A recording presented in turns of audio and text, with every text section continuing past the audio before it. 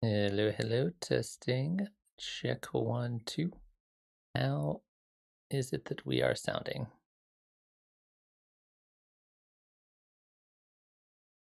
That is working, but my headphones are not. Let's try that one more time.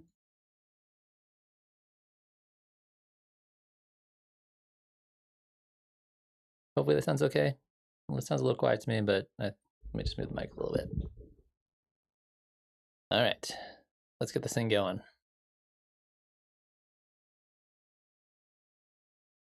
Oh, that's the wrong side. Boom, there I am. Hello and welcome to yet another Ableton Live office hours. My name is Zaak Kerstetter, and I'm an Ableton Certified Trainer. And this is what I do here on Mondays: is I hang out and wait for you guys to ask me questions about things related to music production. Anything you want to talk about, mixing, mastering, sound design, songwriting, music theory, basic, what does this button do? Literally anything you want. This is 100% your guys' time, so we can get into whatever it is you want to talk about, or just talk about music in general, or life in general. So normally going into these streams, I don't really have a plan. I'm just kind of here to kind of field whatever you got for me.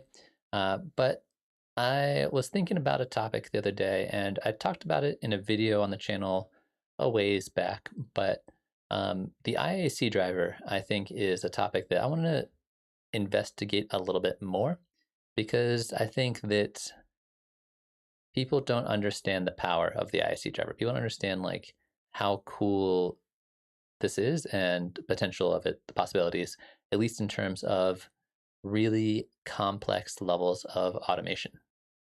So I'm going to just kind of ramble about the ISC driver for a little bit. I'm going to tell you what you need to know, how it works, and then give you some examples of situations where it can be really, really useful. But it is a bit niche. So if it's not what you're into, you are more than welcome at any point to pop in the chat and just ask me questions about things you want to talk about, because that's also cool. So first off, what is the IAC driver? So the IAC driver is not a feature of Ableton Live. It's a feature of Mac OS X, the Mac operating system, and it essentially allows you to route MIDI inside of your computer. So what we're going to be doing, to kind of, spoilers, is we're going to be routing MIDI out of Live and then back in Live. So essentially we can write MIDI on a track, send that MIDI to this imaginary space called the IC driver, and then MIDI map it back to Live. So essentially we can MIDI map Live to a clip, or the notes in a clip in Live. So that's what we're gonna be doing. So first thing we need to do is we need to find the audio MIDI setup. And if you are using a PC, using Windows, you can still do this. This is still a thing that exists, but it's you have to get a program that will do it. So you need like I think like MIDI Yoke was a program for a long time people used. I don't know if that's still around. There are other options out there for PC, but you can do this on a PC as well. I'm just gonna show it on a Mac because that's what I use. So when you open up your audio MIDI setup, it gives you just the audio setup. It doesn't show you the MIDI setup. So what you need to do is you need to go to Window and hit Show MIDI Studio. Pops up like this. All the MIDI controllers plugged into your computer should pop up here. So I got like the push plugged in right now. And then there's this option right here for IAC driver. This is also how you send MIDI over Bluetooth. If you, for example, had a Bluetooth controller, this is where you'd set that up. So if you double click on the IAC driver, it's gonna open it up and just tell you some options here. Literally, the only thing you need to do here is hit Device is Online. When you hit this button, it turns on the IAC driver. You don't need to touch anything else. You don't need anything else. I think you hit Apply, but other than that, you just hit Devices Online and then you're good to go. IAC driver is now on. That's it for the setup, or mostly it for the setup. So once you have done that, you can close out all of that stuff. And when you check out your MIDI preferences in Live, you'll notice that you'll have an option for IAC driver on the input and then IAC driver on the output. So what we're going to be doing, like I mentioned, is we're going to be sending MIDI out of a track. So we're going to take this track control and turn it on the output for IAC driver. This is very important. Output for IAC driver on the track. That's all you need there. And then the input coming from the IAC driver is going to be coming from remote. So this remote allows us to do MIDI mapping. That's where we're going to be receiving our MIDI and then translating that into controlling things with MIDI mapping. So that's the setup. That's all you really need to do there. So once you've done that, turn on the IAC driver, set up remote for input and track for output.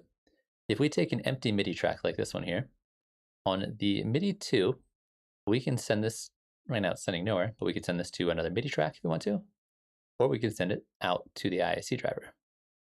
So if I turn this on, now, if I were to plug in a note, say for example C3, and hit play, it's now taking this MIDI note and sending it out to the IAC driver. We can then take that information and then map that anywhere we want. So if I hit Command M, turns on MIDI map mode, and say for example we want to map it to the on-off of track 3, right here. So because this clip is already playing, if I hit the spacebar right now, it's going to send that MIDI note out and then map it right here to my track on-off. So now if I hit play, each time this loops and I send the MIDI message here, it's going to turn that track on and off. So if I add a bunch of them, every time I send a new MIDI note on C3 from this track, it's going to be turning our track on and off. Which, that by itself is not super impressive. Like you could do that anyway. There's a number of ways you could do that. You could just MIDI map that to your controller and just hit it to go on and off. Functionally, what this allows us to do is set up sequences of timed automation triggers across multiple parameters, across multiple tracks, which I think is very, very important. So, and there's no other way to do this in live there's no way to do some of these things besides using IAC driver. So sometimes when I end up working with people on like live performance setups, hey Kennedy, how are you doing today? When I end up working with people on like live performance setups where they're doing really complicated things on stage and they need certain things to trigger at certain times, IAC driver is one of the best ways to do that because you can automate everything to be exactly on time and to do a multitude of different things. So what we're going to do here is we're going to get rid of all these notes and we're going to scroll down to C-2, which is the lowest possible MIDI note. And we're going to set up a sequence of events. The sequence of events is going to be, say I want to record multiple 2-bar clips in a row. So I'm going to hit one button and record 2 2-bar clips. I'm doing pretty good. The spring is finally coming slowly but surely, so I'm excited about that. I found out that I may need to relocate my apartment, which is going to be a massive pain in the ass. But other than that, I'm doing all right. I'm having a great time talking about MIDI mapping. So we're going to set up a sequence of events where we're going to hit one button. It's going to record a 2-bar loop, and it's going to record another 2-bar loop. And that's what we're going to do. So we're doing a couple of things all in a row. And that's the real beauty of the IAC driver, is that if I want to record multiple clips across multiple tracks or multiple clips across a single track, or be able to jump back and forth between different clips, IAC driver is fantastic for it. Jonathan, how are you doing today? Welcome. Hit me with whatever question you got. I can't promise I'm going to be able to answer it, but I will try my best to help you out. Right now, I'm just kind of babbling about IAC driver. So the way we're going to set this up is we're going to send the first MIDI note is going to record on this track, because this is where we're going to do our sequence of events. So just like we did it over here, we're going to load in the MIDI note. I already have it launched. Hit Command M, select the record arm. That's going to record on this track. Then what we need to do is take the next MIDI note up, which is going to be C#-2, and we're going to map that to a clip slot. So we're going to hit Command M, we're going to map it to this clip slot, we're going to hit space. It now maps it there. And I know this feels like a lot of work, and it kind of is, but the end result, I think, is pretty cool. And then I'm going to map this clip slot, hit play, it's going to map it there. That's all I need to do. 3 mappings. One for record arm, one for launching the first clip, one for launching the second clip. So now that I've done that, I'm going to create a MIDI clip, and it's going to be, I think, 5 or 6 bars long. Let's just make it 6 bars long. We're going to scroll on to C-2, and we just got to think about what each one of these notes is doing. The first note here, oops, I guess velocity doesn't matter. First note here is going to record arm this track. The next note is going to trigger the recording of that first clip slot. Because it's quantized to a bar, it's going to start right here. And so I say I want to record for 2 bars. It's going to record for this bar. It's going to record for this bar. And then somewhere in this second bar, it's going to launch the next clip, which is this one. It's going to record for 1 bar here, 1 bar here, and then it's going to loop. So we're basically using these MIDI notes for a trigger. So Jonathan, I'll get to your question in just a moment once I try this out and make sure it's all working. So first one records arms. This is going to trigger the launch of the first clip. It's going to start recording here, records for 1 bar, records for the second bar. Anywhere in this bar, this is going to trigger the recording of the next clip. It's going to start recording here, record for 1 bar, record for 2 bars. So hopefully I did this right. If I hit play, record arm, record for 1 bar, 2 bars, go to the next clip, record for 1 bar, record for 2 bars, and it's going to loop it. The only other thing I need to do is just make sure this clip doesn't have loop turned on. Otherwise that'll screw it up and I'll try to do it again. But this is kind of the basic starting point that I like to demonstrate the power of the IAC driver. So I hit one button, it does, in this case, 3 different things for me, all sequenced, all quantized. So if you can imagine, this is going to allow you to do lots of things. This could be triggering clips, it could be turning off clips, it could be turning off effects, it could be whatever you want, whenever you want, on any track, anytime. You just need to map it. And that's all because of the magic of the IAC driver. So we'll get more into IAC driver if you guys are into it.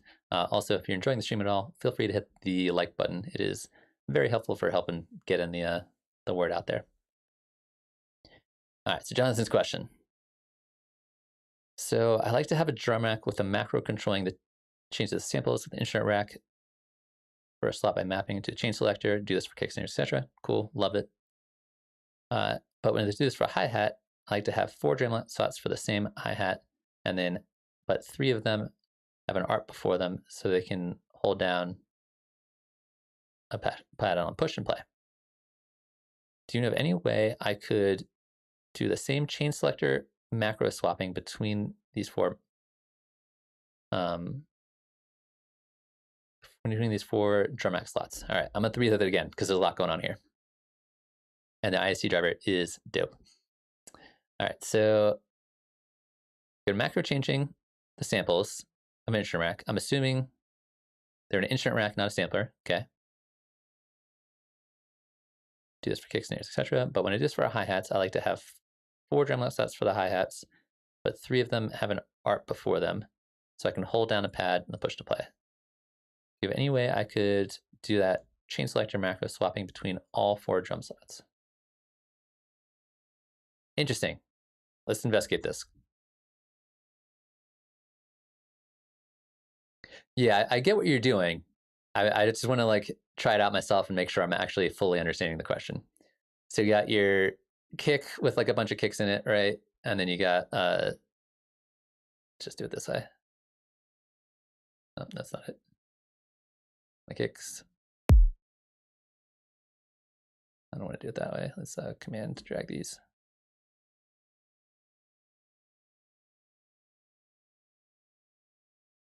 So you got a bunch of kicks here, and then you got a chain selector here.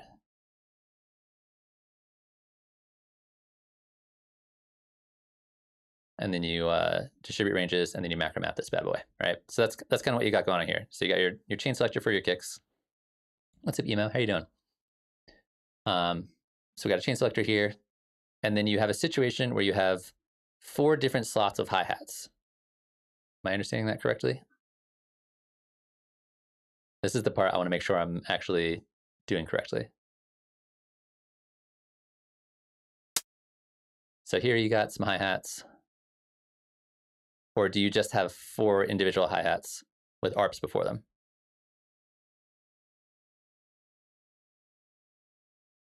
And you have your chain here.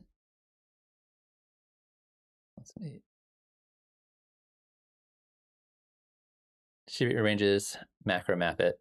Cool. And then you just have an arpeggiator happening before them.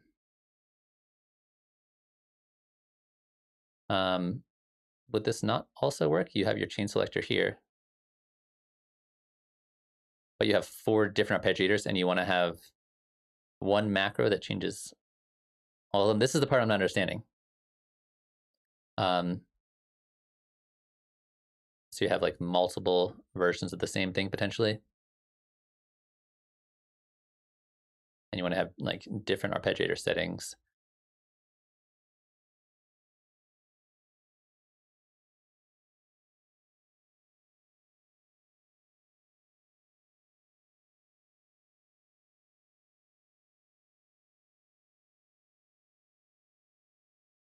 So you want to have a chain selector macro swapping between all 4 the drum rack slots. Yeah, this is the part I'm not understanding. Because it should just having one of them with an arpeggiator beforehand should still work just fine.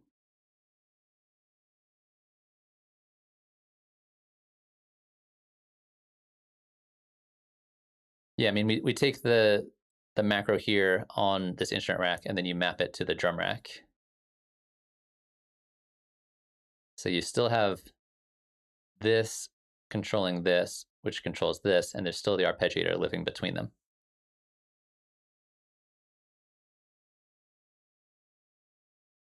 So that's the part of the question I'm not quite sure. I'm not sure, like, why does the arpeggiator make this more complicated? Because the arpeggiator just lives there.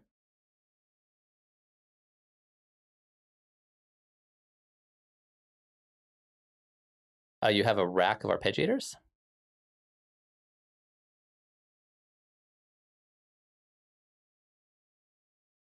Yeah, so the way macros work is they go out one at a time. So, you know, my chain selector is being controlled by this macro, but then I just map this macro to this macro out here. So this being my outermost layer controls this, which then controls this. If you happen to have an instrument rack between them, so for example, say your arpeggiator and your instrument rack are in another instrument rack, like this. Let me unmap these. The only way for this one to control this one is to go on the one in between. You can't skip layers for macros. So this has to go out to here, and this has to go out to here. So now this one controls this one, which then controls this one. Oh wait, did I do that wrong? There we go.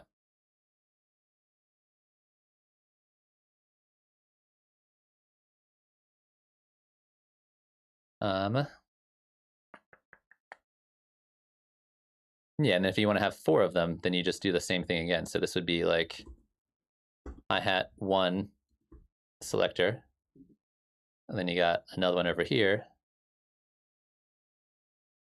That's already been mapped. This goes to the 2, and this goes to hi-hat 2 selector.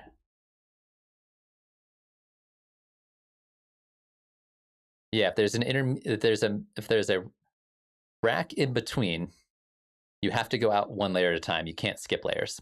That's probably what you're missing there. But if you go out one layer at a time, you can do as many macros inside of macros as you want. It's a good question though. It's weird though. Like if you're not used to having lots of racks inside of racks inside of racks, you can only do one at a time. That's a great question.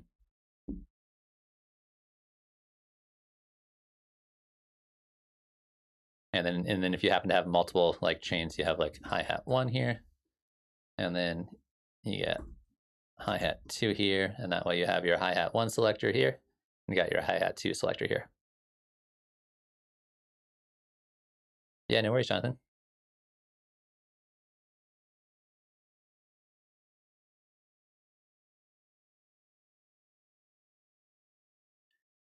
Daryl, how are you doing today? So Daryl's question is, with MIDI, there is a button that lets you record and add your MIDI on a second pass, so overdubbing. Is the way to do it with audio tracks? Unfortunately, not. You can do multiple takes in a single location with audio, and it will, like if you were, for example, looping an area here, and let me do it on the audio track, and let me set this up real quick.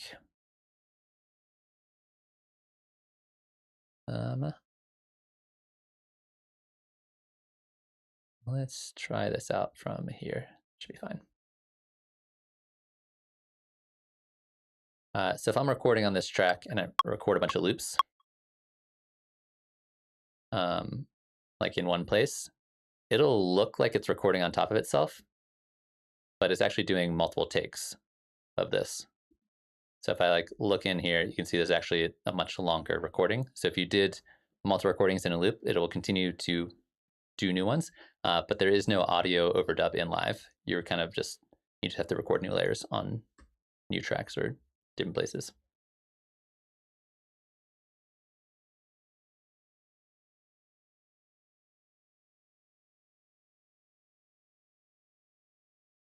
So flip and polarity is another fantastic question. The easiest way to do it is the utility device. I'm assuming you're talking about phase polarity. These two buttons right here. This will phase invert your left side and or your right side, or both.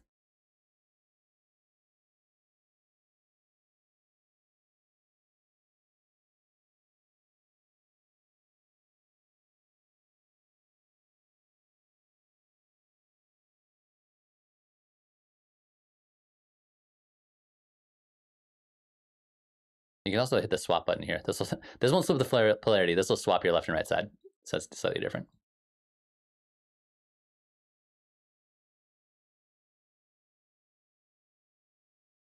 Yeah, utility device. People always forget how useful utility device is. So many really important controls all in one place. But yeah, this will phase invert your left and right side. Also, if there are people who are just joining us, feel free to toss any questions you might have in the chat. That's what I'm here for, is to talk to you guys about whatever you are into talking about.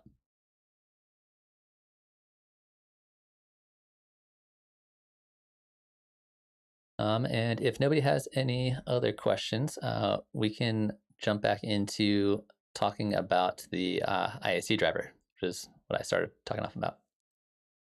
And since I see there's more people join us, basically what I did is I set up the IAC driver so that I could hit one button and Live would perform a whole set sequence of tasks.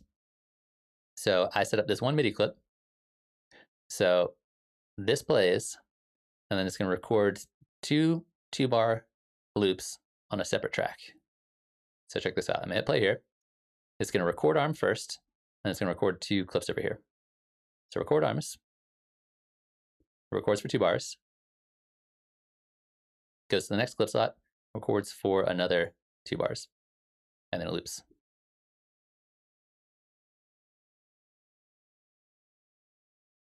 Nice conform contrast.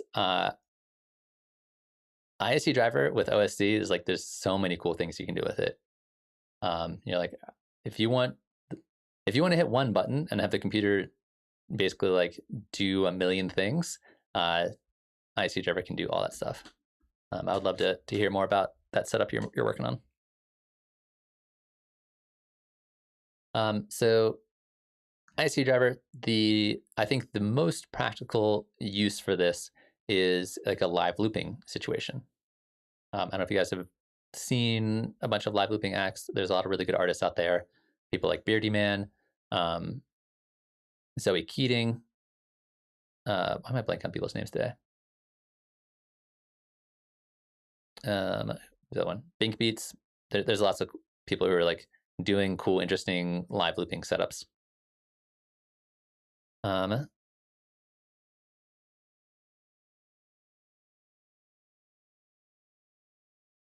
That's a really good question. Conform contrast. IAC driver and MIDI versus Max for Live OSC receivers. I personally think that if I can do something without Max for Live, I prefer to do it without Max for Live, especially if we're talking about a live performance context. Now, Max for Live is generally pretty stable, especially these days. But in the past, when it comes to live performance, if there's something going wrong in a live performance setup that I'm building, either for myself or for somebody else, Max for Live is generally the culprit. And so I try to stay away from it unless I need to. So that would be kind of like the main reason that I would stick with ISC driver and MIDI, is because MIDI is obviously super reliable. You know exactly what's going on. It's really easy to troubleshoot. It's really easy to fix. It does lots of things. And ISC driver, I have yet to have any real issues with it in terms of crashing and things like that. Yeah, Mark, is it Ribley, I'm assuming is how you pronounce it? He's also really awesome. But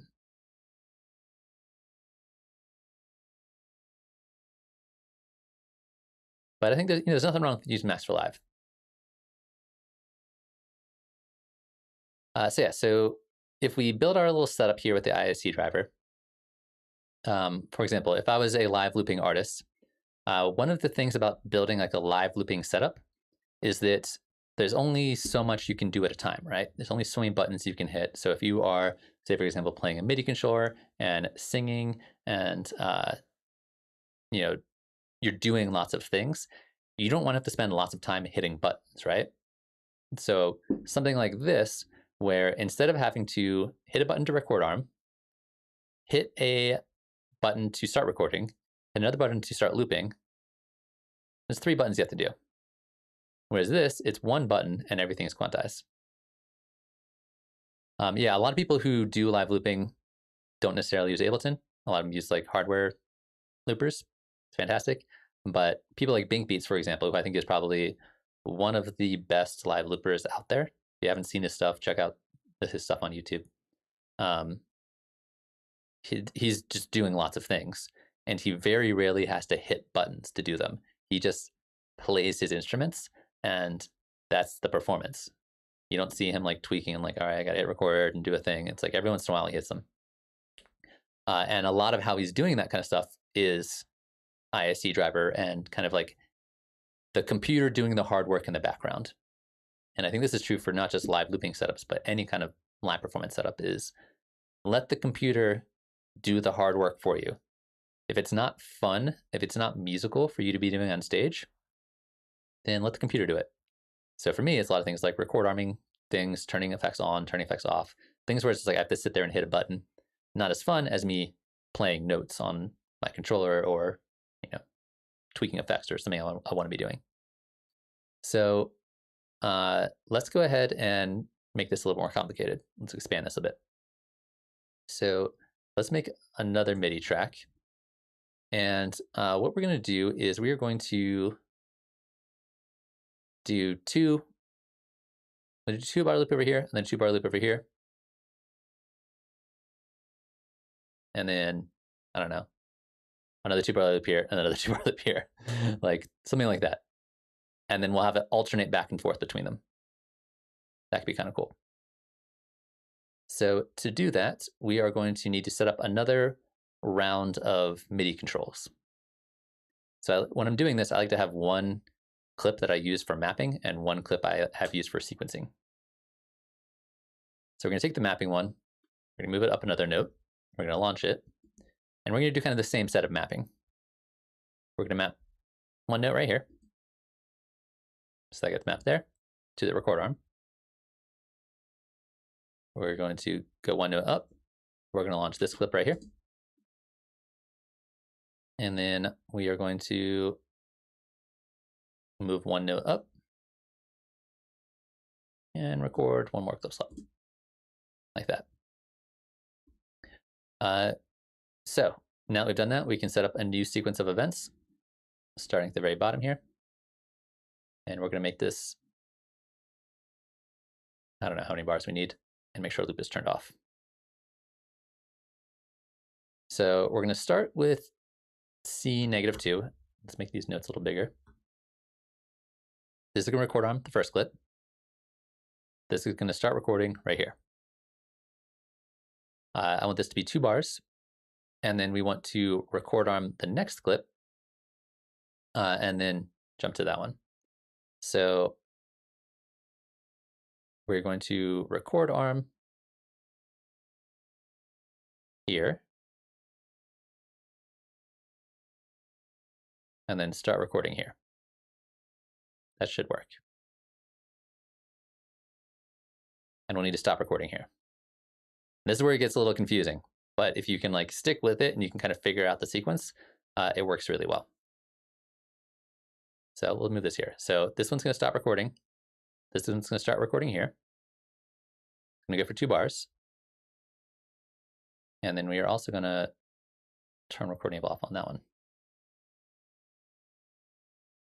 So conform contrast, you're getting a little ahead of me, but absolutely there is. It's a little weird, but it's a cool workaround I found out. So if you want to label these, and let's go ahead and do this now, we can take a MIDI effect rack and we can make a bunch of chains here.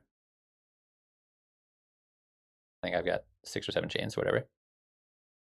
And then we are going to take the key control and let's go ahead and map all these guys like this. And then this one's going to go here. This one's going to go here. Like that. Or you could distribute ranges equally, whatever. This also works. So this is going to be track 1, chord arm. This is going to be, oops, what did I do? I made a new track. Be T1, clip 1. Be T1, clip 2. T2, record arm. T2, clip 1. And T2, clip 2. All right. And then the thing we need to do here, make this work, is we need to hit this button right here. You need to right click and hit Show Names in MIDI Editor. If you do this, now in our clip itself, it'll show the names in the MIDI editor, which is fantastic. It makes life a lot easier. So as I'd mentioned, record arm, start recording, starts recording here. It goes for 1 bar, and then this one is going to record arm, get ready to launch here, and then go for 2 bars.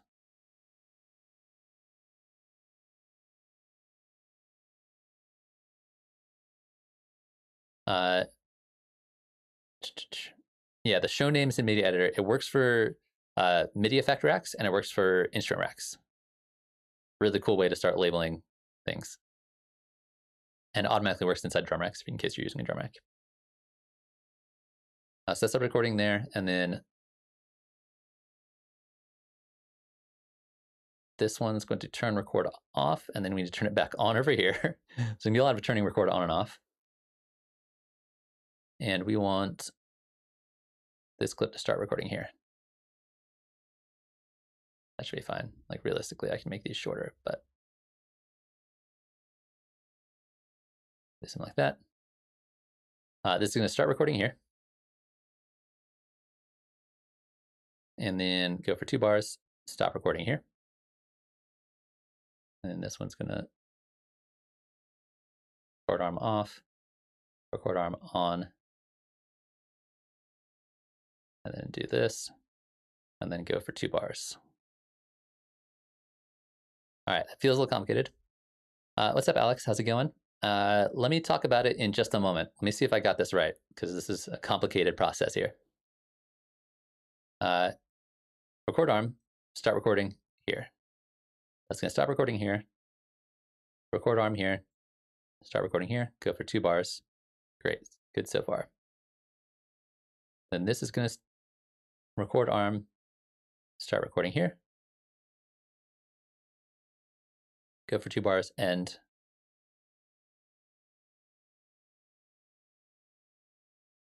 The record arm off, and then, all right, I think I did this right. We'll see. This is part of the confusing part about doing these ISC driver stuff, is that sometimes it can be a little complicated. So if I hit play here, it's going to record here, record 2 bars, move over here, record 2 bars, move over here, record 2 bars, move over here, record 2 bars. So it looks a little complicated, because it is, but it does allow me to hit one button and accomplish multiple tasks in a row, including record arms and record offs. So let's try it out. So record arm, records for 2 bars. No, messed that up. Something's going on. It's wrong there. This should start recording here. Oh, it's because I have record on exclusive. Let's change that so we don't get that going on. Let's try it one more time, because I think it'll work other than that. Starts recording. Records 2 bars. Loops that one. Records 2 bars over here. Records 2 bars over here. Records 2 bars over here. And we got 2 loops over here. Then what I can do is I can jump back and forth between other clips whenever I want. All right, so this one's playing here and this one's playing here. And then I could jump to this one. And then I could jump to this one. And just go back and forth. So that's really kind of the beauty of the ISC driver. There's a lot of cool stuff you can do with it. It's really up to you to be like, you can get really creative with it and go nuts. So Alex asked the question, how's my 50 song challenge going? It's been going really good. It's definitely been a learning experience. It's definitely been a process. The big thing that I realized is that 1 week is not a lot of time, which feels obvious to say now, to write and finish tracks. So I noticed a couple weeks in that I was getting a lot of stuff done, and it was really effective way to get me like focused and making stuff, which is great. That was the whole point. However, I wanted to be able to finish things up and polish them a little bit more. So what I decided a couple weeks in is that I was going to switch up the schedule a little bit to make it so it fit my life a little better and I could stop stressing about it all the time. So the compromise I made is that I've started doing 4 weeks on and then 1 week catch up. So for 4 weeks in a row, I'll write a new song each week. Just start something new, write it, I got a week to do it. And then on the 5th week, I don't start a new song. I go through the 4 songs I've already written and I polish them. I finish the mix, I finish the master, I tweak the sound design a little bit. I go through with kind of fresh ears and a fresh mind and kind of just like wrap it up. And that I found has been really, really helpful. It allows me to kind of like maintain on the pace that I want of that kind of like song a week, just like making things regularly, committing to deadlines and making it happen. Without stressing about it, because, you know, as soon as you commit to a project like that, all kinds of things in your life start showing up. You know, your friend visits from out of town and all of a sudden it's like, all right, now I have no time this week to work on a song, or, you know, job stuff happens or life stuff happens, you know, things just happen in life. And I can definitely write a song in a week, but, you know, life gets in the way. And so I found that having that backup week to kind of finish things off and polish them off, been fantastic. I'm stressing about it less, but I'm still getting stuff done. So that was like the big learning experience so far, in terms of making all that happen. Other than that, I feel like a lot of it's just been like really good just to spend the time putting in the hours here and there where I can. It's like, oh, I got half hour, put a little bit of work in. Oh, I got an hour, put a little bit of work in. That's been really great.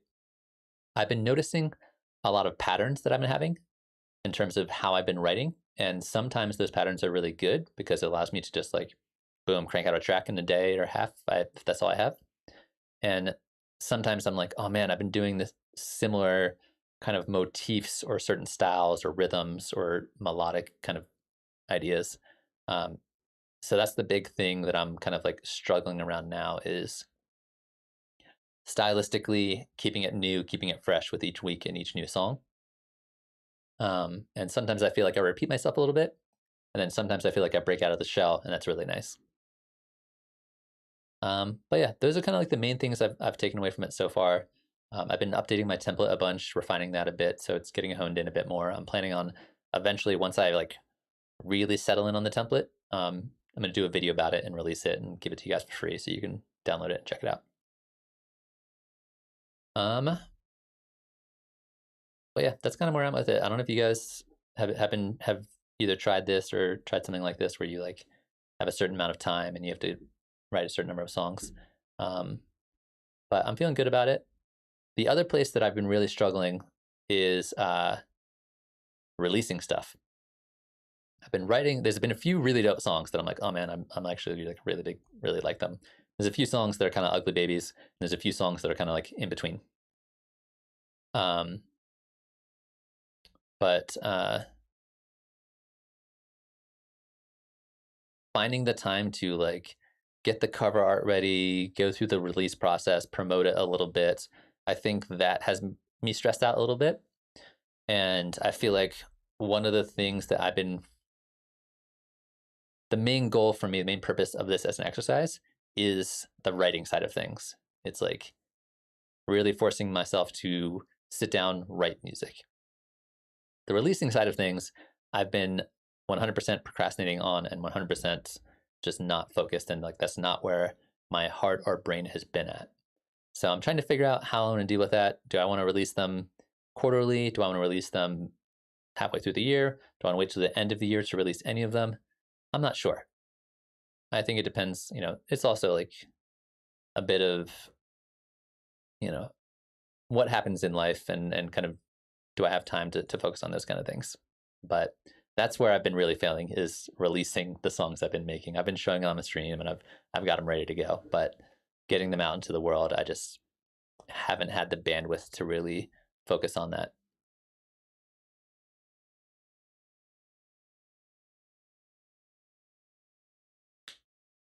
Yeah, conform contrast. I've been making some update videos for the Patreon peeps, so around Patreon. But I'm planning on doing like a couple kind of just like on the channel, basically repeating what I just said, where it's like, things happen in life and you got to work with it and you got to like still focus on meeting and achieving your goals, but you also have to learn when to pivot and learn how to kind of like approach things in different ways, like the 4 weeks and then a break week or a catch up week, as I like to call it. Love it. It just like it solved all my problems without making me feel like I was like giving up or I was like failing at it. So that's only one of the things with goals. You gotta be realistic and you gotta know like the goals have to work for you. If your goals are just stressing you out and making you like less happy with what you're doing and not realistic, then they're not helpful. Like goals that you can actually achieve I think are the most healthy ones, like that are ambitious, that are challenging, but are still possible. I think is the way to do it. So that was an interesting thing. And I knew like 2 or 3 weeks in, I was like, I'm gonna need a catch up week, like straight off the bat. So I've had 2 catch up weeks so far, and I just had one last week actually. So I'm gonna start a new song this week. But it's definitely been like, all right, you gotta make sure you got time. Like make sure you got time to hang out with your friends and do things with your life and take care of yourself for sure.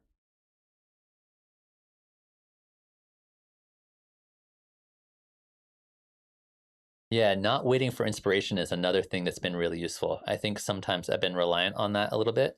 I think that partially just being a human, you get depressed, you get not focused, and then you're like, oh man, I don't feel like I'm into it. And if you want to be a professional in the audio world, in the music world, sometimes you got deadlines, and sometimes you're like, all right, I just gotta sit down and pump out a track. I got a friend that some of my best songs actually have been like, somebody's like, hey, I need to do this remix and I need it next week. I was like, all right, I got a week to crank out this remix. And it's kind of like, you kind of like force inspiration by having deadlines. So I recommend doing that. It's like, you can't always wait till you're inspired. You got to just be grinding out, ideas, and then you'll hit a magic point and it'll be amazing. And you're like, this is great. And now I feel inspired. And then you sink your teeth really deep into it. And that's been a cool process, is kind of hearing some of the songs go from like, I'm not into it, into all of a sudden, like, I do one thing and all of a sudden it's my new favorite song for the ones I've been doing this year. But yeah, I got a lot to say about the song a week thing. It's hard to have time to like teach and do all the things I've been doing and also make the songs and talk about them. But I'm very glad I'm doing it as a project, and I would encourage anybody to try something like this. It doesn't need to be a song a week, but it's just a good exercise.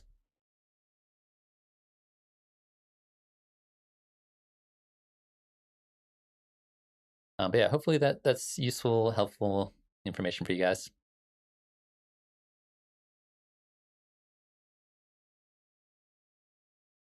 I will definitely at some point be making like video updates about the song process. Sweet. So I think that's mostly what I wanted to talk about with the IAC driver stuff. It can get a bit deeper than this in terms of like, you can also use these, like I said, turn effects on and off. You can use them to launch clips that are already there, which is kind of a cool way to appreciate it. Like, you can have clips jump back and forth and be able to trigger them. You can combine it with things like follow actions. So you could hit one button here. It does this sequence of events. And then you have it set up with a follow action to go to like the next clip after a certain amount of time. And then you have another set of follow actions over here that do a different set of things. And you can kind of chain them together in just like all the different layers of automation and putting things together. I think is really fantastic. But it all starts with using, doesn't all start, but it heavily is influenced by using the IAC driver. So if you missed the beginning of stream, that's how I showed how to set up the IAC driver.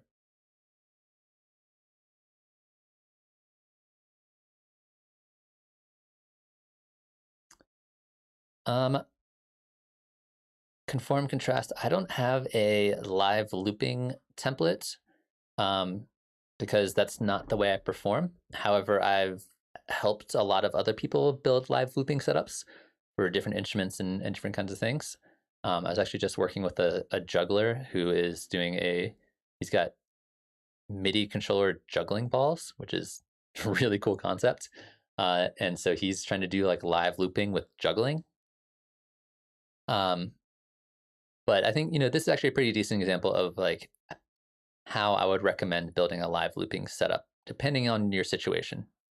I think that there's a lot of pros and cons to different styles of live looping in terms of like recording in clips versus using, for example, the looper. The looper device has a lot of things that are really cool about it that I really love. And then some has some drawbacks to it.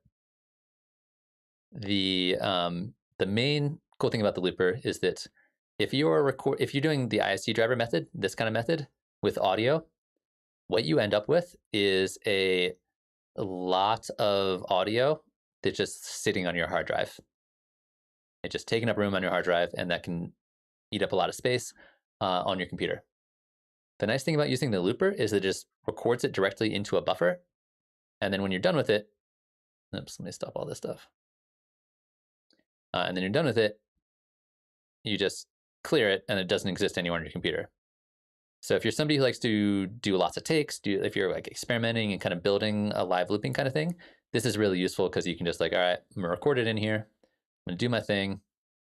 And then when I'm done with it, I can clear it and get rid of it. This is actually, I forgot to mention this. I totally forgot. Somebody a while ago who was asking about this. Daryl was asking if you could do audio overdub. You can audio overdub in the looper. So if you record something here, and then it's playing, if it's in this plus mode here, it's overdubbing. So if I hit play again, now it's just playing. If I hit play here, it's overdubbing. So 100% forgot about this as a feature if we're talking about audio overdubbing, but this will allow you to do audio overdubbing. But yeah, it has all the basic features you would want in a looper. It's kind of nice, but it's also kind of annoying the way it's set up. My big issue is that if you record something into a looper and you're like, oh, that's really cool, I want to play around with it. You can take this drag me control and just drag it, and this will just be empty, but it just takes an audio clip of it. However, if you could MIDI map this and like map that to a button, you like hit that one button and it takes it out of the looper and just puts it on a clip slot, that would be super dope. And that I think would be the ideal way to do a live looping setup. Is you're like, all right, record it into the buffer, do all my thing here. When I'm ready, I MIDI map this button, I just click it, and boom, it pops out right here. That would be super dope. But unfortunately, you can't do that. So like I said, there are pros and cons to the looper. I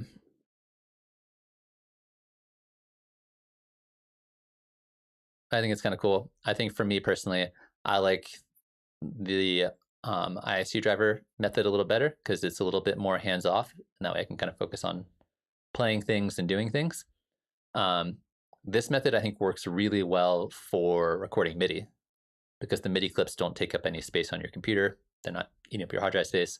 So that's a really fantastic way to do that. So if I were to want to build a live looping setup, I would probably have a bunch of samplers with different sampled instruments in here, and then IAC driver clips driving the recording at different timings. And then I mostly just play it with MIDI and don't do a lot of audio recording. That would be kind of my ideal setup, and that's kind of like the Bink Beats style setup of it. He uses a lot of IAC driver as well as a lot of follow actions on his IAC driver things. So you can like hit one button, do a bunch of stuff, get it all where he wants to be, and then hits the next button, does the next set of recording, and then kind of like goes from there.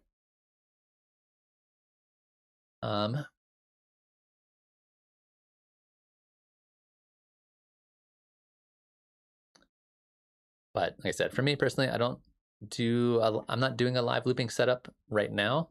It's definitely something I would love to get back into. I've done live looping setups for myself in the past. I've got a different kind of setup that I use for my own personal live performance that's like, it's a mixture of backing tracks plus triggering clips live. So I have like stemmed out backing tracks, and then I trigger different instruments at different times. So at certain points, I'll be playing drums. At certain points, I'll be playing synth sounds. At certain points, I'll be playing bass, all from one MIDI controller. And then the rest of the track kind of plays in the background.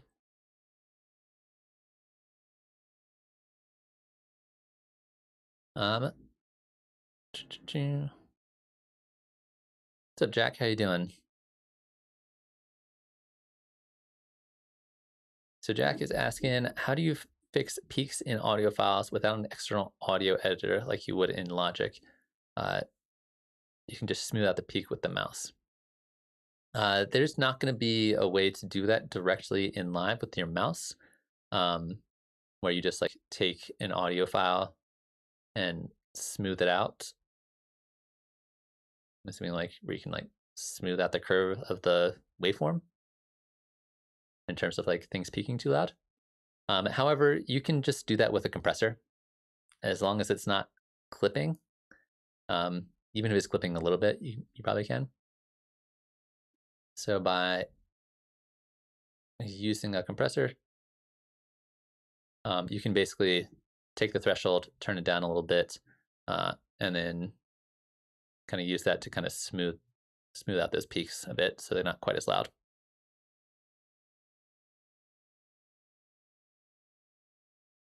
That's probably the way I'd recommend doing that off the top of my head, if I'm understanding the question correctly.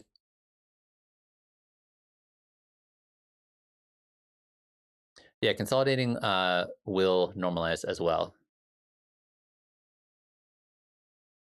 But that's not going to necessarily smooth it out. It's just going to take the loudest volume and essentially turn it to 0.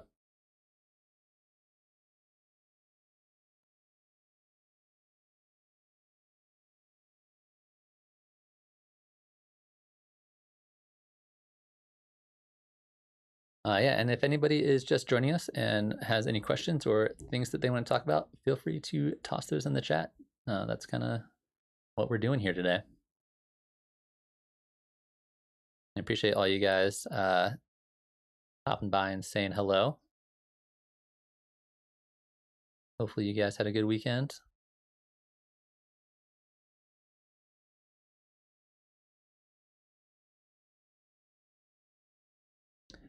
Honestly, Jack, I don't use a lot of external audio editors. I do own RX9, but I just don't really use it a whole lot. It's just not something that's like a part of our workflow right now. But I do love the iZotope stuff. I do think it's really solid.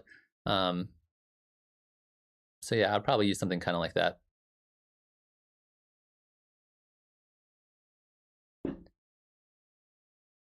The iZotope stuff in general, I'm like a pretty big fan of. I think some of their interfaces are a little bit overly complicated and some of their features are a little unnecessary, but overall, the iZotope stuff is fantastic.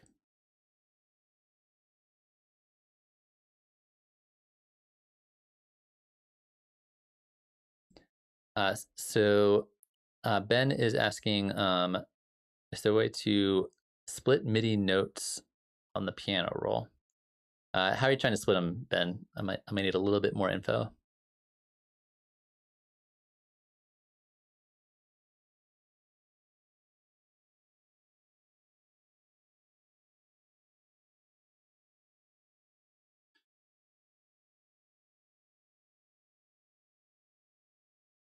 So for Ben, if you have like a bunch of notes here, like are you trying to like, if you want to take some of these notes and put them in one clip and some other notes in another clip? I'm not sure if I quite understand the question yet.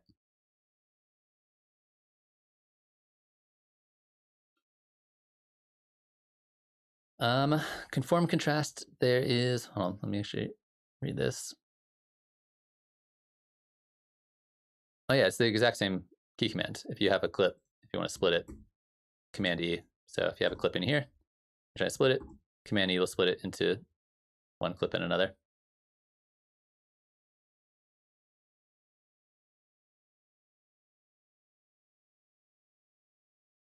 Same thing.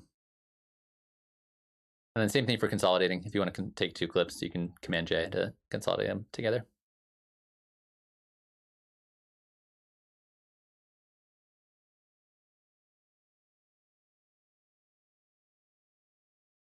So yeah, conform contrast, using an external audio editor might be one way to get rid of noise. If you wanted to try to, you could try using the gate. Yeah, there are plugins that will do it. The gate is not specifically for noise. In fact, if I like had a really kind of like a situation that was in, I would probably use a third-party plugin for it. But the gate technically, the way the gate works is it's kind of like the opposite of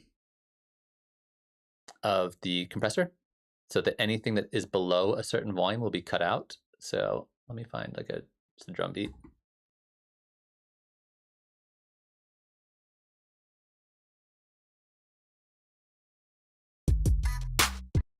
So say we have this guy here, and we toss the gate on it.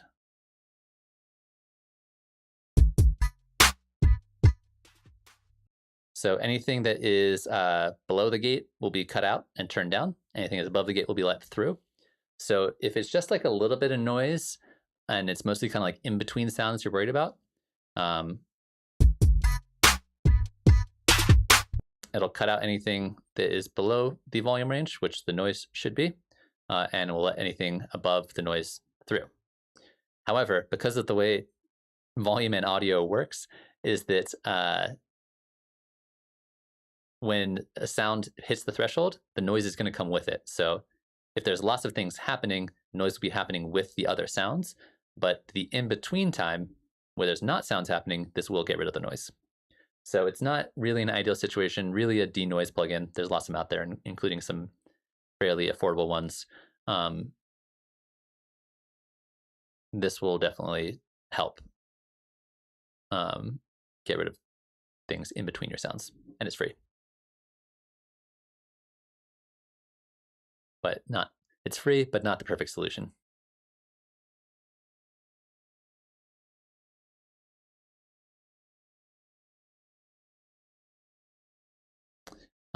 So Jack was asking, how can I tell the difference between the audio track and MIDI track, like in Studio? This little icon. If you're not sure, one of the ways I like to do it is if you have your inputs and outputs turned on. If it says MIDI from, it's a MIDI track. If it says audio from, it's an audio track. That's one way to tell the difference.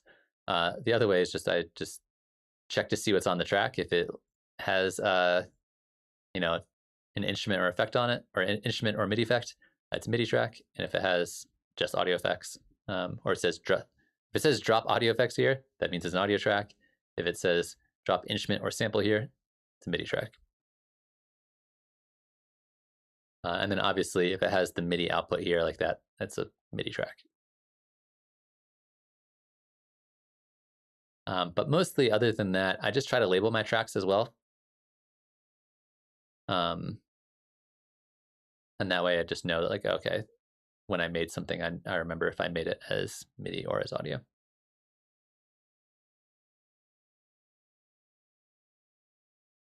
What's up, Connor? How you doing? So off the top of my head, I don't think you can glide chords in analog. I'm pretty sure it just has the glide setting here, which is going to be monophonic. And as far as I know, there's no way to change that. I know you can glide chords in Wavetable, but the glide setting here is going to be pretty much just on monophonic. Let's try it real quick just to be sure. Just to make sure I'm not lying to you. That sounds terrible. Let me turn this down.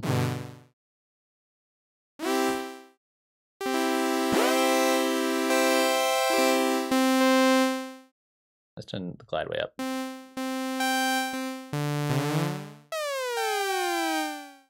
Let's turn it down a little bit. It's a little bit too much.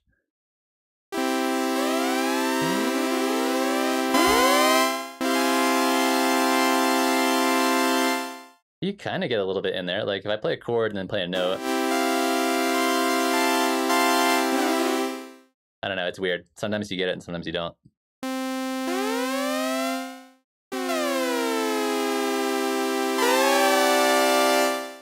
It's kind of strange. So I guess if you, depending on how you hit your notes, I guess it does it. But I think this is not designed to be polyphonic. I think it's designed to be monophonic, and it just is weird.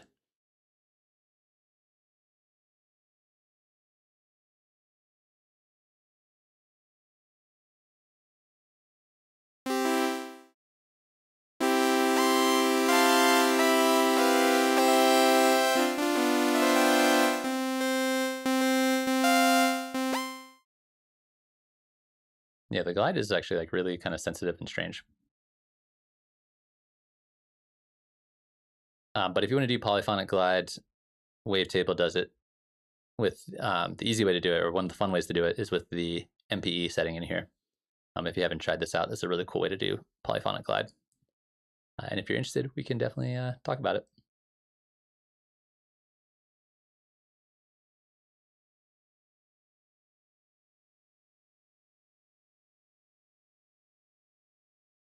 And if anybody else has any questions or things they want to talk about, you are more than welcome to toss those in the chat.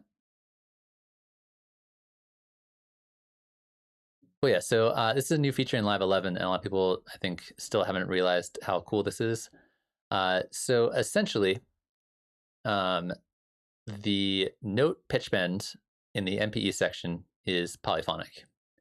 And the way you're going to apply it is, say, let's record a chord or two.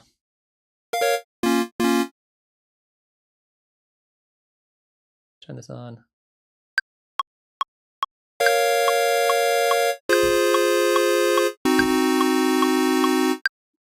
That was terrible, but whatever. Let's do the first two chords.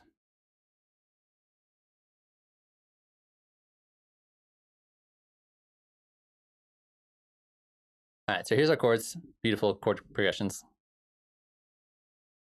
And what we want to do is not go to our regular envelopes, but go to our MPE envelopes. So even though I'm not necessarily using an MPE controller, we can still apply MPE whenever we want to individual notes.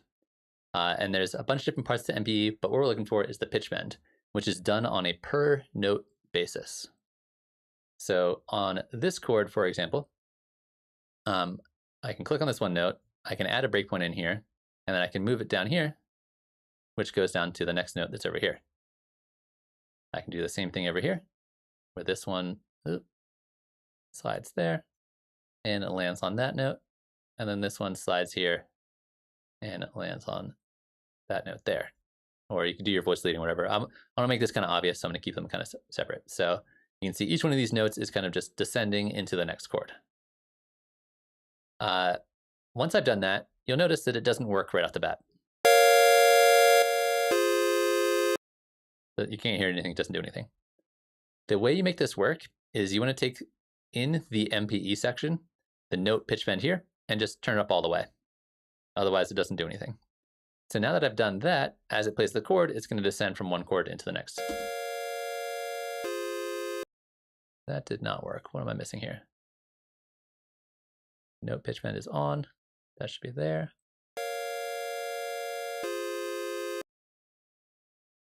All right, well, now I feel silly because that is definitely not working. Let's try this one more time.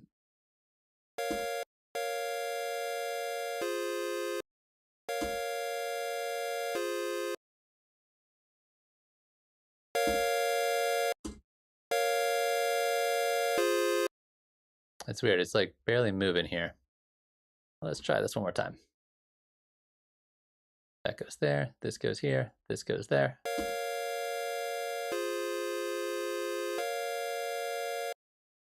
I make this really long.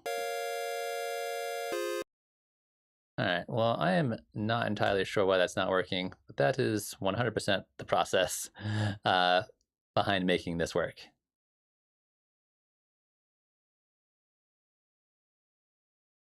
Did I not do it on the pitch row? Oh, I did it on the volume, that's why. Duh, all right. That is my fault. Thank you, chat. I don't know what I'd do without you. Yeah, the note pitch bend has to be on the pitch control, not on the volume control. Duh. Like that. There we go.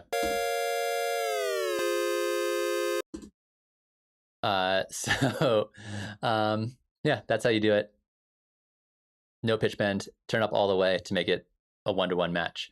And then you can apply your individual pitch bends on a per note basis, and you can make them as short or as long as you want. You can do some like really cool wild stuff with it, but it has to be done over here, and it does need to be turned on in the MPE section. Yeah, that's basically it. It works really well for lots of things, but it's especially cool for chords because it slides the whole thing, and you can do some fun stuff with it. If you have an MPE controller, you can just do those pitch bends on the controller, but if you don't have an MPE controller, you can still manually apply them in here. No, it can't happen in Live 10. This is a Live 11 thing. It's one of the new features in 11.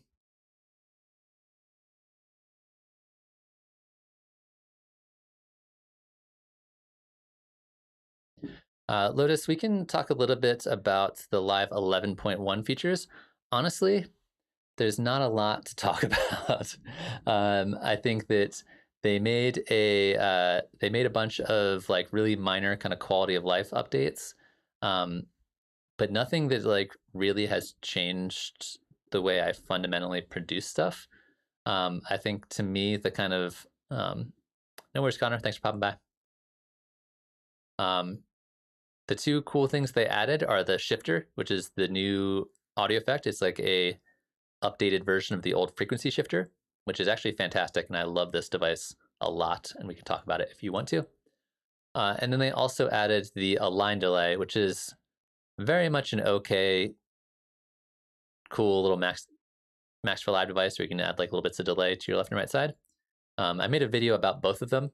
The one about the line delay, which I wasn't particularly excited about, got lots of plays, and then the one about the shifter did not get as many plays for the videos I released about them. I haven't really used the microtonal Max for Live device, but I don't do a lot of like microtonal kind of stuff when I'm producing. Maybe I should. Maybe I'll check it out and see what it can do. But other than that, I mean, like they changed the interface a bit in terms of like the layout of the clips. I don't know. I'll have to go back and like read the patch notes to see if there's anything else that like really struck me. But I was honestly a little underwhelmed by the 11.1 stuff. It felt to me like the most exciting things about 11.1 was the native, the Mac chip. What's it called? I don't know why I'm having like such a slow day today. The M1, the M1 chip compatibility, which is what I'm using, and it does feel a lot smoother and a lot better since updating. So that was the thing I was the most excited about. But I think overall, Emo, to your point, I think 10 to 11, it felt like there's a difference. 11 to 11.1, it felt like mostly just kind of like a quality of life kind of update as opposed to any big major features.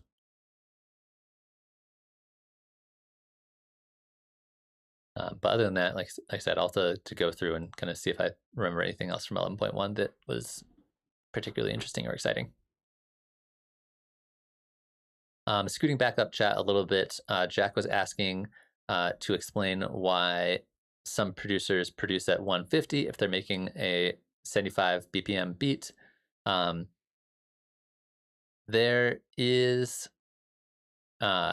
no reason behind it, really. I think it's more of just like a personal preference thing.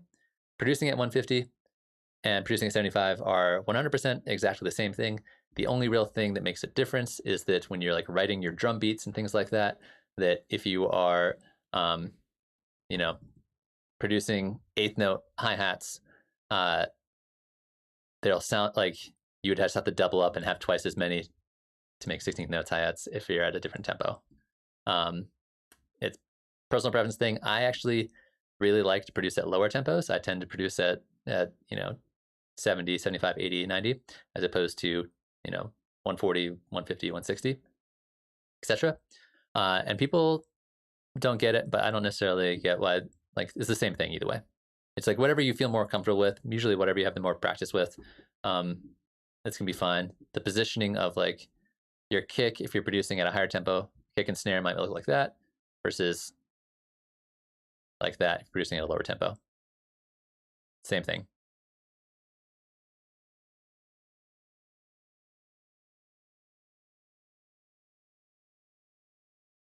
Yeah, I mean, everybody knows that. I think to me, it seems like there are certain people that kind of mythologize the tempos and are like, oh no, it's like it's going to be, I don't know, there's something different about it, but it's the same thing. I remember when I was at in music production school, and somebody was working like a dubstep beat or something like that, and like the teacher and him like straight up got in an argument about it, about whether it was at 70 BPM or 140, and the teacher was like listen to the timing of the song, it's at 70, and he was like, no, I produced at 140, and they like could not agree on it, and I thought that was hilarious.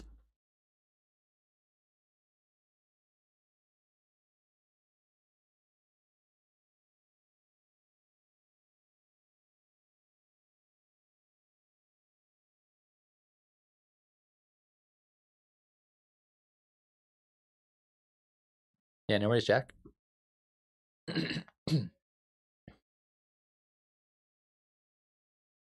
Sweet. Any other pressing issues? Any other things you guys are into talking about today? You guys have had a lot of really great questions here, and I appreciate you guys coming by and asking them. If you're enjoying the stream, feel free to hit the like button, subscribe if you haven't already. Also, feel free to check out the Patreon. I do an extra stream on Tuesdays. That's a Patreon-only stream where I'm making music, and you guys can also come by and hang out for that. And of course, I always do the Wednesday song feedback streams as well. Same time, same place. You can send me your tracks, and I will take a listen to them and give you my feedback on them.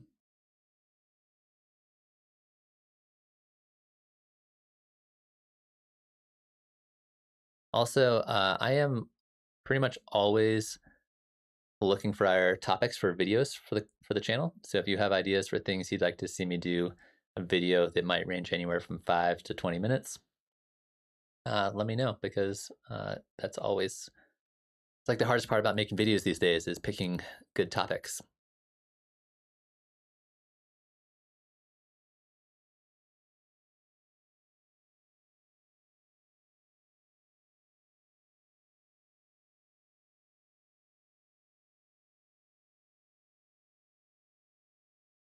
Yeah, we went through a lot of stuff today.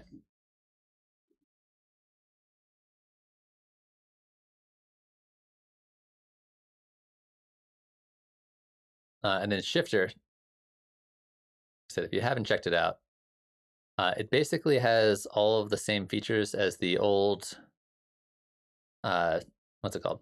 Frequency shifter. It's frequency shifter in here, works the same way, has a ring modulator. And then it has like, hold on. So Mondays I do the office hour stream, 3 to 5 Mountain Time. Tuesdays I do the Patreon stream, same time, 3 to 5. And then Wednesdays I do the song feedback stream, same time, 3 to 5 Mountain Time.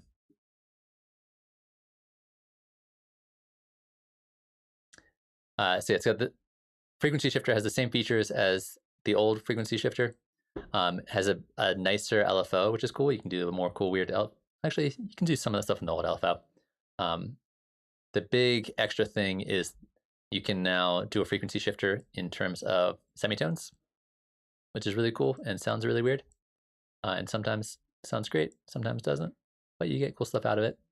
It also has a built-in delay, as well as like a bunch of cool features here for different kinds of processing.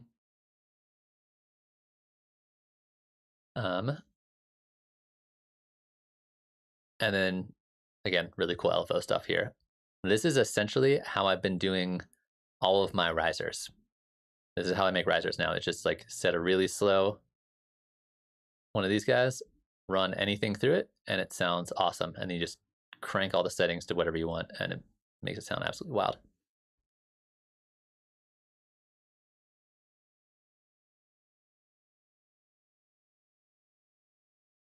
Yeah, Ema, that's a really good idea. I did a like, intro first, 20 minutes using Ableton Live video a while back, and I should really follow up on that and do some more kind of foundational stuff. I try to get a pretty good mix of like some more beginner stuff, some more intermediate stuff, some more advanced stuff, and kind of jump all over the place. That way everybody can get a little bit of something. But I think a lot of the beginner stuff feels really beneficial for people. It seems like there's lots of YouTube videos out there for, there's lots of channels that really kind of cover a lot of production stuff that are like really high-end things. And if you're brand new, a lot of stuff can be really overwhelming. So I'm trying to make videos for everybody.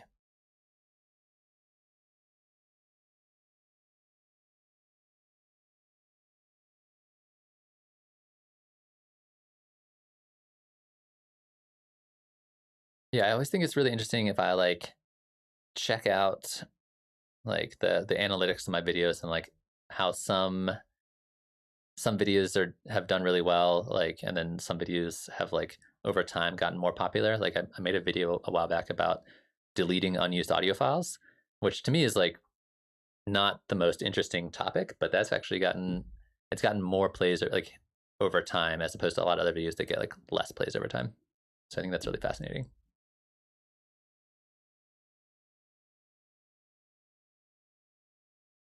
So Perfecto is asking, well, first off, what's up? Welcome. So I'm having trouble making tracks sound like how it is sounding while in Ableton. In export, the quality loss is very significant. Cool, yeah, let's take a little bit of look at wrong key command. Export settings. So number one, when you're exporting, generally you can keep pretty much all this stuff turned off. We don't need to render as a loop. We don't want to convert as mono. We don't want to normalize. We don't want to make an analysis file straight off the bat. Sample rate, I generally leave this whatever sample rate it is you're working at. So for some reason, I've been working at 48K, usually 44.1. One of these two is totally fine. If you are working at a higher sample rate, then you're going to unfortunately have to render it down to a lower sample rate. But honestly, most of the samples and files and things you're using are going to be either 44.1 or 48K anyway. So that's most likely not what's causing you any issues when you're exporting. The more likely place is down here in the PCM. So obviously, you don't want to export as MP3 if you're trying to like maintain high quality, although the MP3 is pretty decently high quality. So depending on where you are in your process of exporting, I'm assuming this is like the very final stage. You're like done with the song, it's totally done. If it's not totally done and you're like bouncing out to move into like a mastering session or something like that, I will usually just bounce it out at 32.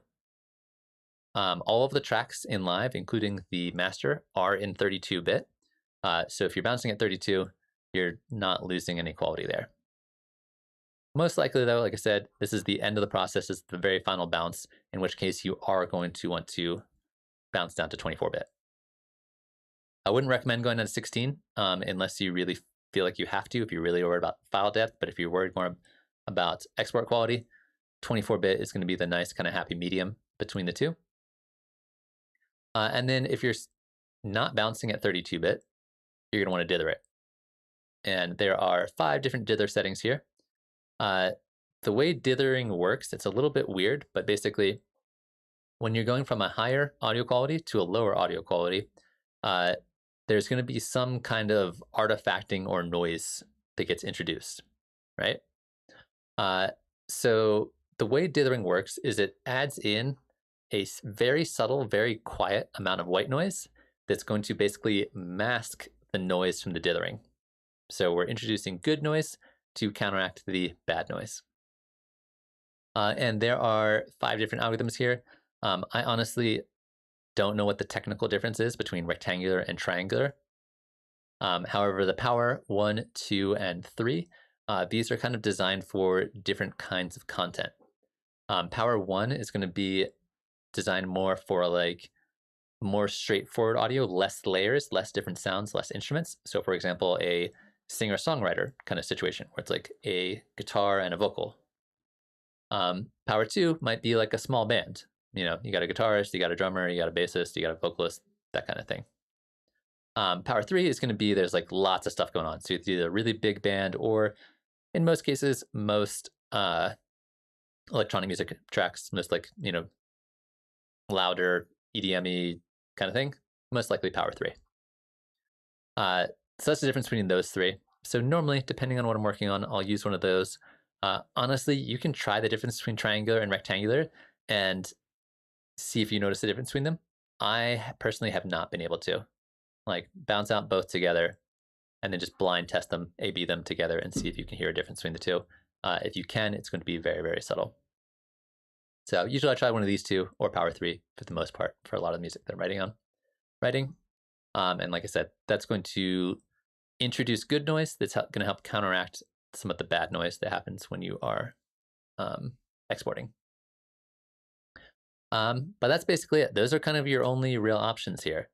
For the most part, if you bounce out at 32-bit and then the sample rate matches whatever sample rate you've been working in, it should sound pretty spot on. It should be like you're not really losing a lot through this process here. Like you should be hearing it basically the same as it comes out the master. And even when you like bounce down to 24-bit, it should still also be fairly subtle. So it depends a little bit on what your settings are, how you have it set up, what kind of thing you've been working with. But that's kind of what I'd recommend for exporting and kind of maintaining audio quality. And then you can try exporting the MP3 versus the 24-bit wave and see if you notice any difference between the two of them there. Hopefully that answers your question. Sometimes you got to try it out for yourself and like do a bunch of different bounces and see which settings you like the best.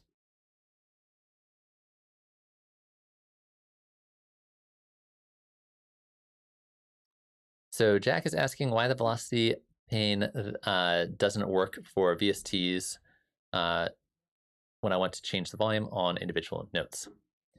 So generally, and this is true for most synthesizers, by default, velocity. Yeah, perfect. If you're using 48K 32-bit, you shouldn't really be hearing a lot of difference between your bounces and what you're hearing coming out your master. So to answer Jack's question, velocity generally, but not always, will equate to volume. And that is done individually in whatever plugin or instrument you're working with, right? So in Wavetable, for example, by default on the kind of default patch here or default device,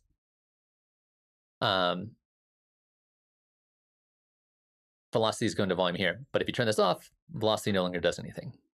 So what you need to do if you're noticing velocity is not working for you is you need to find where the velocity to volume mapping is, and you need to just turn it on. So it'll depend on the plugin. I haven't honestly, let me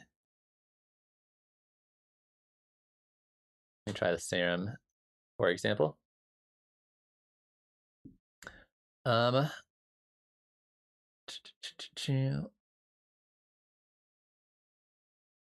Voicing polyphonic. So we have velocity here.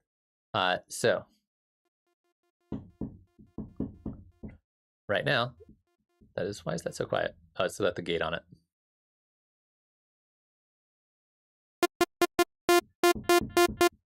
Right now, in Serum, by default, we can see the velocity is here, right? But the velocity is not controlling the volume at all. So if we would like velocity to control the volume, you can apply velocity to the volume right here. And now, when I have it at a lower velocity, it's going to be quieter. When I hit a higher velocity, it's going to be louder. So that's going to be true for most synthesizers and presets. Either in the synthesizer or the preset, velocity has already been applied to volume, and you can always turn that off if you want to, or it'll be turned off, in which case almost always you can then apply velocity to volume. You just need to find where the velocity control is and where the volume control is and how to connect those two together. So yeah, Jack, hopefully that answers your question. It really depends on the VST and where those two controls live.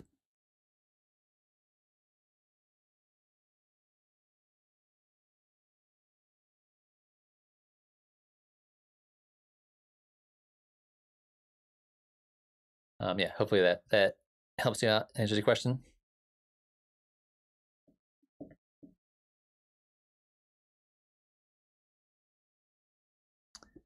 Yeah, perfecto. I would definitely try bouncing without the limiter on your master and see how that affects your experience.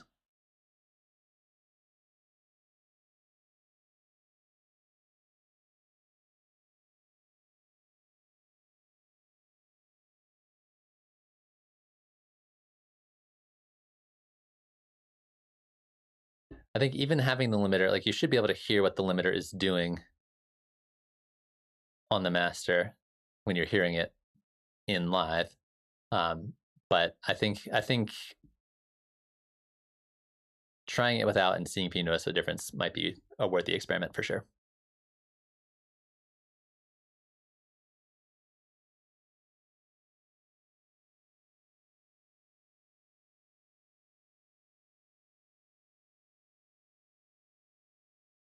Sweet. So I think we covered a lot of stuff today. I'm feeling pretty good about everything we talked about.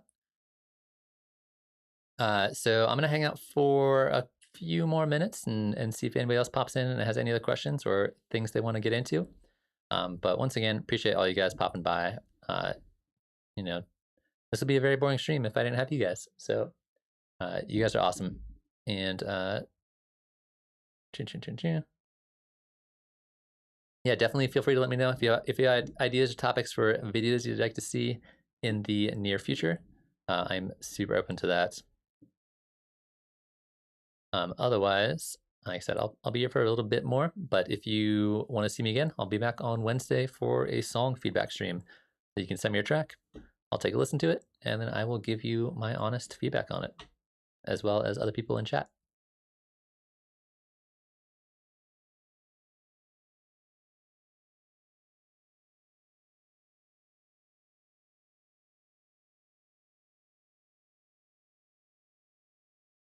All right.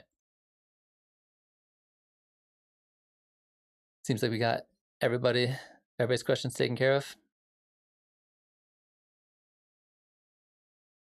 Yeah, no worries, Kennedy. Thanks for being here. All right, you guys have a good one. Take it easy. Have a good rest of your evening, afternoon, nighttime, whatever time it is, wherever you are. I'll see you guys either for the stream tomorrow for Patreon peeps or Wednesday for song feedback time. Have a good one.